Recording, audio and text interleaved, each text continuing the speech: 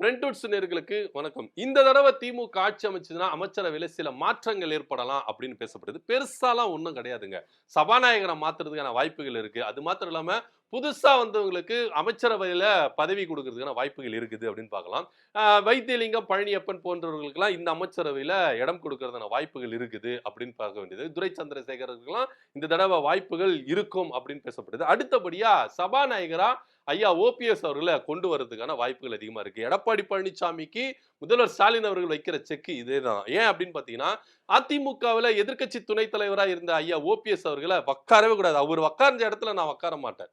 அவர் பக்கத்துல நான் உட்கார முடியாது. சீட்டை முதல்ல மாத்துங்க அப்படின்னு சொல்லிட்டு பயங்கரமா நெருக்கடி கொடுத்தவர் எடப்பாடி பழனிசாமி. இப்போ ஐயா ஓபிஎஸ் அவர்களை சபாநாயகரா மாத்திட்டாருன்னா, அவர் வந்தா இவர் எழுந்து நிக்கணும்.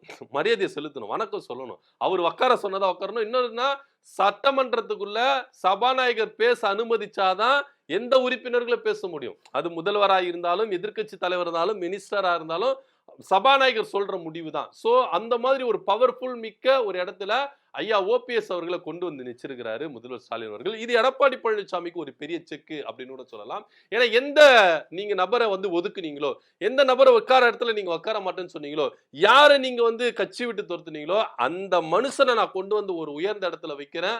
அவர் வந்தா நீ எழுந்து நிக்கணும், வணக்கம் சொல்லணும், அவர் பேச சொன்னாதான் பேசணும் அப்படின்ற ஒரு விஷயத்துல எடப்பாடி பழனிசாமிக்கு முதல்வர் ஸ்டாலின் அவர்கள் கொண்டு வந்து வச்சிருக்கிறாரு செக். சோ இந்த அமைச்சரவையில ஒரு பயங்கரமான ஒரு முற்று மோதலும் இருக்கும், கொஞ்சம் பவர்ஃபுல்லாவும் இருக்கும் அப்படின்னு பேசுவார். கடந்த அமைச்சரவை காட்டிலும் இந்த அமைச்சரவை கொஞ்சம் ஸ்ட்ராங்கா பலமாவும் இருக்கும்.